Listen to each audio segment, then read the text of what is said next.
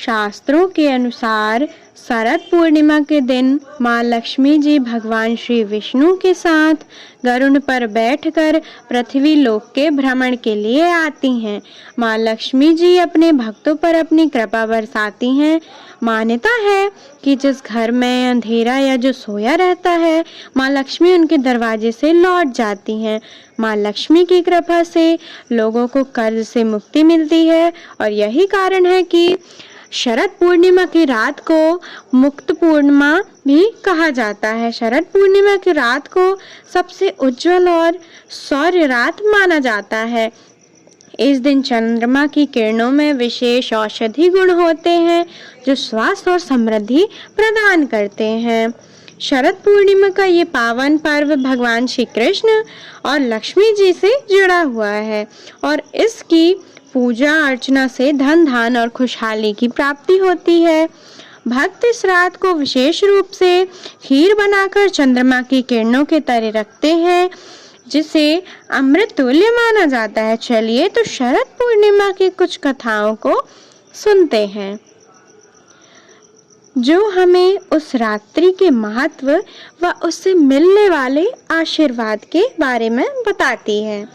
तो चलिए, पहली कथा के अनुसार एक बार एक साहूकार की दो पुत्रियां थीं। दोनों ही पुत्रियां पूर्णिमा का व्रत रखती थीं। बड़ी पुत्री तो पूर्णिमा का व्रत बहुत ही अच्छे से विधि विधान से रखती थी। इसका परिणाम यह हुआ कि विवाह होने के बाद छोटी पुत्री की संतान पैदा होते ही मर जाती थी। उन्होंने पंडित से इसका कारण पूछा तो पंडित ने बताया कि तुम पूर्णिमा का अधूरा व्रत करती हो जिसके कारण तुम्हारी संतान पैदा होते ही मर जाती है। पूर्णिमा का पूरा व्रत विधि विधान से करने पर तुम्हारी संतान जीवित रह सकती है। तब उसने पूर्णिमा का पूरा व्रत विधि विधान से किया। बाद में उसका एक पुत्र हुआ, लेकिन भाग्य का खेल तो देखिए, कुछ दिनों में वह संतान खत्म हो गई।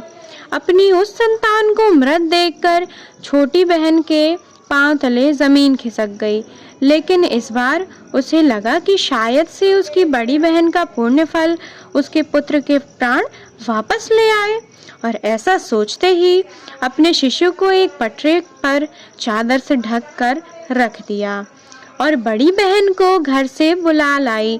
जब बड़ी बहन घर पर आई तो उसने अपनी बहन से बोला, आप इस पटरी पर बैठ जाओ। जैसे ही बड़ी बहन बैठने लगी, उसका पल्लू उस मृत शरीर पर स्पर्श हुआ, जिससे वह शिशु रोने लगा। उस नन्हे से शिशु को रोते देखकर बड़ी बहन को बहुत ही क्रोध आ गया और उसने क्रोध में बोला, बहन, तुम मुझसे ये कैसा पाप करवा रही हो? अगर मेरे बैठने से इस शिशु को कुछ हो जाता। तो यह सुनकर छोटी बहन बोली, अरे दीदी, ये तो पहले से ही मृत था। ये तो आपके भाग्य से जीवित हो उठा है।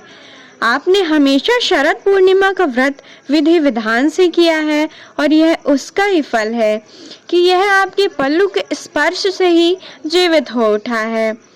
दान मिला और जब ये समाचार नगर के राजा को मिला तो उसने पूरे नगर में ढिंढोरा पिटवा दिया और सभी को इस पावन व्रत को करने की सलाह दी।